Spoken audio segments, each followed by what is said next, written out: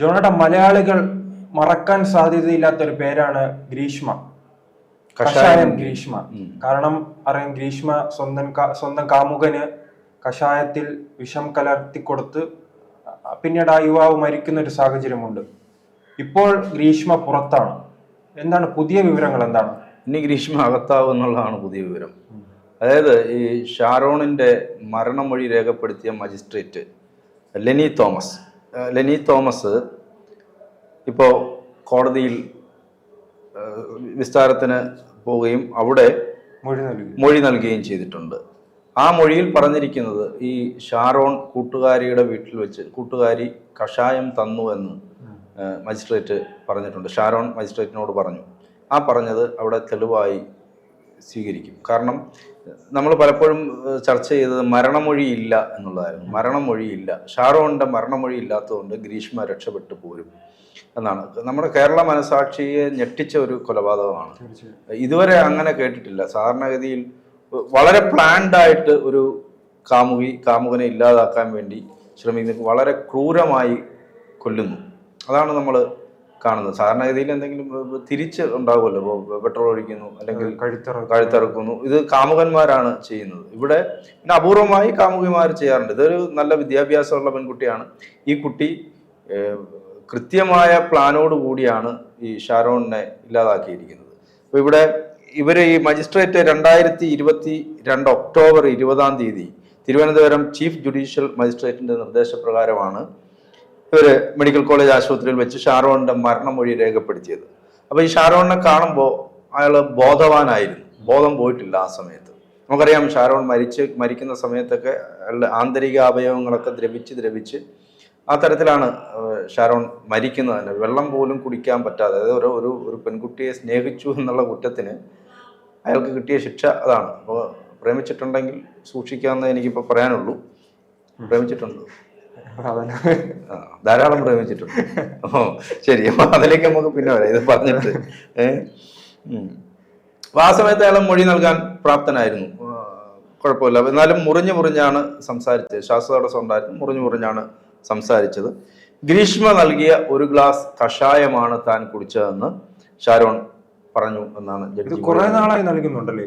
ഇതിനു മുമ്പ് അതെ ഒരു ജ്യൂസ് കൊടുക്കുന്ന വീഡിയോ വന്നിരുന്നു. അതായത് ജ്യൂസിനകത്ത് ഈ ഗ്രീഷ്മയുടെ ജ്യൂസ്, അവരുടെ കയ്യിൽ ജ്യൂസ് ചലഞ്ച് എന്ന് പറഞ്ഞ, ഈ കാമുകൻ ഇതൊക്കെ വിശ്വസിച്ച് ജ്യൂസ് ചലഞ്ച് എന്നൊക്കെ പറഞ്ഞ് ഗെയിം നടത്താൻ പോയി കഴിഞ്ഞാൽ അതിനകത്ത് എന്തെങ്കിലും ചതി ഉണ്ടെന്ന് മനസ്സിലായിക്കോണം. നല്ല സ്നേഹിക്കുമ്പോൾ അറിയാൻ പറ്റില്ല. സ്നേഹിക്കുമ്പോൾ ഉള്ള കുഴപ്പമെന്ന് പറഞ്ഞാൽ കാമുകൻ കാമുകിയെയും കാമുകനെയും വിശ്വസിക്കും എന്നുള്ളതാണ്. അപ്പൊ അത് ഈ പ്രണയത്തിന്റെ ഒരു പ്രശ്നമാണത്. ഈ പറയുന്ന ഏത് കള്ളമായാലും അതെല്ലാം വിശ്വസിക്കും. പിന്നെ ഗ്രീഷ്മ ഈ പ്രണയത്തിൽ നിന്ന് പുറത്തു വരാൻ ആഗ്രഹിച്ചു. അതെ, അവർക്ക് വേറെ കല്യാണാലോചന വന്നു.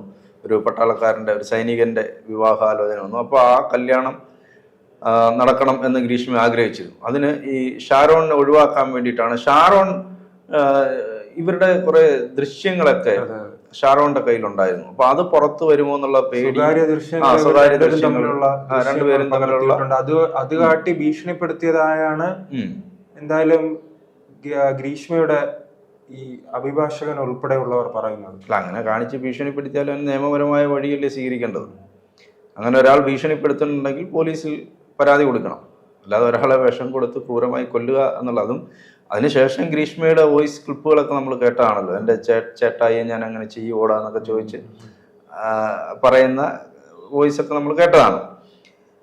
അതുപോലെ തന്നെ ചേട്ടായിക്ക് ജ്യൂസ് വാങ്ങിച്ചു കൊടുത്തു. അപ്പൊ അത് ഈ പ്രണയിക്കുന്നവരുടെ ഒരു പ്രശ്നം എന്ന് പറഞ്ഞാൽ അതാണ്. ജ്യൂസ് ഐസ്ക്രീം ഇതൊക്കെ വാങ്ങിച്ചു കൊടുക്കും. പിന്നെ ഇപ്പൊ പിന്നെ ഈ പ്രണയം എന്നൊക്കെ പറയുന്നത്, ഒരാളെ കുറച്ച് ആൾ പ്രേമിക്കുന്നു, അയാളിൽ നിന്ന് മാക്സിമം ഊറ്റിയെടുക്കാൻ പറ്റുന്നതൊക്കെ ഊറ്റിയെടുക്കുന്നു, അടുത്ത ആളിലേക്ക് പോകുന്നു എന്നുള്ള രീതിയിലേക്ക് പ്രണയമൊക്കെ മാറിയിട്ടുണ്ട്. പിന്നെ അതല്ലാതെ പണ്ട് ലെറ്ററിലൂടെയാണല്ലേ, കത്തുകളിലൂടെ. പണ്ട് കത്തായിരുന്നു. കത്തല്ലേ? കത്തും. ഞാൻ എൻ്റെ കൂട്ടുകാർക്ക് വേണ്ടിയിട്ട് ഒത്തിരി കത്ത് എഴുതിയിട്ടുണ്ട്. ഞാൻ എനിക്ക് വേണ്ടി എഴുതിയിട്ടില്ല. കത്തും കവിതകളും ഉണ്ട്. കത്തും കവിത, അങ്ങനെയൊക്കെയാണ് ഞാൻ കവിയായത്. നമ്മുടെ കൂടെ പഠിച്ചാൽ വന്നിട്ട് പറയും ഇങ്ങനെ കവിത എഴുതി കൊടുക്കണം, അപ്പൊ അവർക്കൊരു കവിത, അളിയ ഒരു കവിത എഴുതി തരണം. അപ്പൊ അങ്ങനെ എഴുതി കൊടുക്കും. അപ്പോൾ അവിടുന്ന് പിന്നെ വേറെ ഞാൻ കന്നഡയിൽ പോലും എഴുതി കൊടുത്തിട്ടുണ്ട്.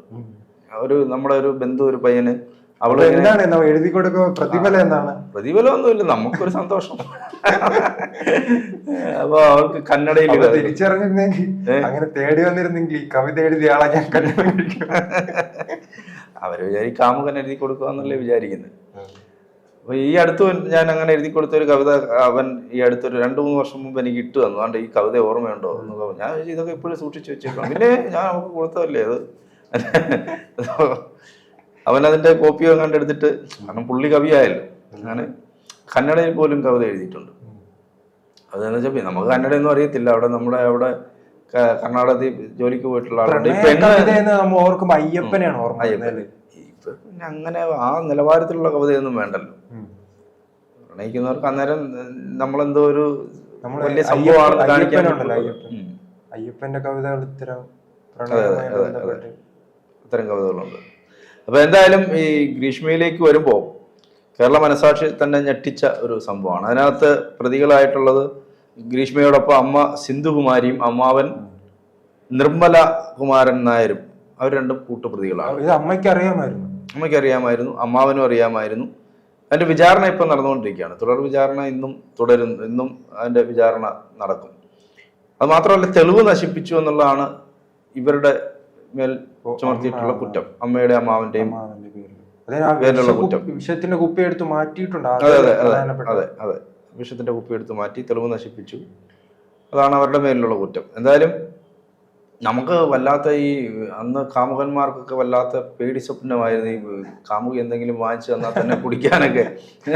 ഇതിനകത്ത് എന്താണ് ചേർത്ത് തരുന്നതെന്ന് അറിയാൻ പറ്റാത്തതുകൊണ്ട് ഈ കുട്ടികളെ ഇങ്ങനെയൊന്നും ചെയ്യാൻ പാടില്ലായിരുന്നു. ഈ ഗ്രീഷ്മ എന്തൊക്കെ ആയാലും പ്രണയിച്ച ഒരാളിനെ നിഷ്കരണമില്ലാതാക്കുക എന്നുള്ള ചിന്ത, അല്ലെങ്കിൽ അയാളെ അത് ഈ പ്രണയിക്കുമ്പോൾ ഉള്ള പ്രശ്നം പണ്ടത്തെ ആ സമയത്ത് ഈ ട്രെൻഡിങ് ആയിരുന്നു. നിരന്തരം പെട്രോൾ ഒഴിച്ച് കത്തി, അതെ കഴുത്തറത്ത് കൊല്ലുക. കണ്ണൂരില് ഇത്തരത്തിൽ സംഭവം നടന്നിട്ടുണ്ട്. വീട്ടിൽ കയറി കഴുത്തറത്ത് കൊല്ലുക. അല്ല, അത് ടോക്സിക് ആയിട്ടുള്ള പ്രണയമൊക്കെ വരുമ്പോഴത്തേക്ക് അതിൽ നിന്ന് എങ്ങനെയും തുടക്കത്തിലേ അതിൽ നിന്ന് ഒഴിഞ്ഞു പോകാനുള്ള ശ്രമം ഉണ്ടാകണം. അതല്ലെങ്കിൽ അതിനകത്ത് പെട്ടുപോകും. നമുക്കിപ്പോൾ ഒരാളെ പ്രണയിച്ച് കഴിഞ്ഞ് കുറേ നാൾ കഴിഞ്ഞ് നമുക്ക് തോന്നുകയാണ് ഇയാൾ നമുക്ക് പറ്റിയ ആളല്ല എന്ന് തോന്നിയാൽ അതിനകത്തുനിന്ന് ഒഴിഞ്ഞു പോകാനുള്ള ഓപ്ഷൻ ഉണ്ട്. പക്ഷേ ഒഴിഞ്ഞു പോകണമെന്ന് ആഗ്രഹിച്ചാലും ഇപ്പുറത്ത് നിൽക്കുന്ന ആൾ അതിന് സമ്മതിക്കില്ല. ഇപ്പോൾ ആള് ഒരു അഗ്രസീവ് സ്വഭാവമാണ്. പെട്ടെന്ന് അത് നേടുക. അതെ, അത് ഇപ്പോൾ ഒരു പ്രണയിച്ചാൽ അത് നേടുക, എന്താണ് ലക്ഷ്യം വയ്ക്കുന്നത് അത് നേടാൻ വേണ്ടി വലിയ ശ്രമം നടത്തുന്നു. അത് മാത്രമല്ല, പഴയതുപോലെ അല്ലല്ലോ. ഇപ്പൊ എല്ലാവരുടെയും കയ്യിൽ മൊബൈൽ ഫോണുണ്ട്. അപ്പൊ ഈ പോകുന്നതും വരുന്നതും അവര് പ്രണയലീലകളും എല്ലാം മൊബൈലിൽ പകർത്തും. അപ്പൊ ഈ മൊബൈലിൽ പകർത്തുമ്പോൾ ഇതിന്റെ വരും വരായികളെ കുറിച്ച് ചിന്തിക്കുന്നത്. ഞാനൊരു പ്രാവശ്യം ട്രെയിനിൽ വരുന്ന സമയത്ത് അവർ പെൺകുട്ടികളെന്ന് പറയാൻ പറ്റില്ല, 2 യുവതികളും ഒരു പയ്യൻ, ഒരു പുരുഷനും, ചെറുപ്പക്കാരാ. അപ്പൊ ഞാനിങ്ങനെ ഇപ്പുറത്തിരിക്കുമ്പോൾ ഈ ഒരു പെണ്ണ്, എൻ്റെ അടുത്തിരിക്കുന്ന പെണ്ണ് ആ അപ്പുറത്തിരിക്കുന്ന അവര് പ്രണയത്തിലാണെന്ന് തോന്നുന്നു. അവര് ചേർന്നിരിക്കുന്ന, അല്ലെങ്കിൽ അവർക്ക് ഈ പ്രണയിച്ചു കഴിഞ്ഞാൽ ട്രെയിനാണോന്നൊന്നും പരിസരബോധമൊന്നും ഇല്ലല്ലോ. അപ്പൊ ഒരുമിച്ചിരിക്കുന്ന ചേർന്നിരിക്കുന്ന ചിത്രം, ഒരു ആലിംഗനബദ്ധരായിരിക്കുകയാണ് ആ സമയത്ത്. അത് എൻ്റെ അടുത്തിരുന്ന ആ പെണ്ണ് പകർത്തുന്നു, ഫോട്ടോ എടുക്കുന്നു. അപ്പോൾ മറ്റേ ഉള്ള കൂട്ടുകാർ പറയുന്നുണ്ട് എന്തിനാ എടുത്തതെന്ന് ചോദിക്കുന്നുണ്ട്. അപ്പോൾ കുഴപ്പമില്ല, എൻ്റെ ഇരിക്കട്ടെ എന്നൊക്കെ പറഞ്ഞിട്ട് അവളതിനെ ആ രീതിയിൽ കൈകാര്യം ചെയ്ത് കൊണ്ട്. ഇപ്പൊ അത് വലിയ അപകടം ചെയ്യും. കാരണം ഇവള് എന്തായാലും സതുദ്ദേശത്തോടു കൂടി അല്ലല്ലോ ഇങ്ങനെ ഒരു ഫോട്ടോ എടുത്തത്.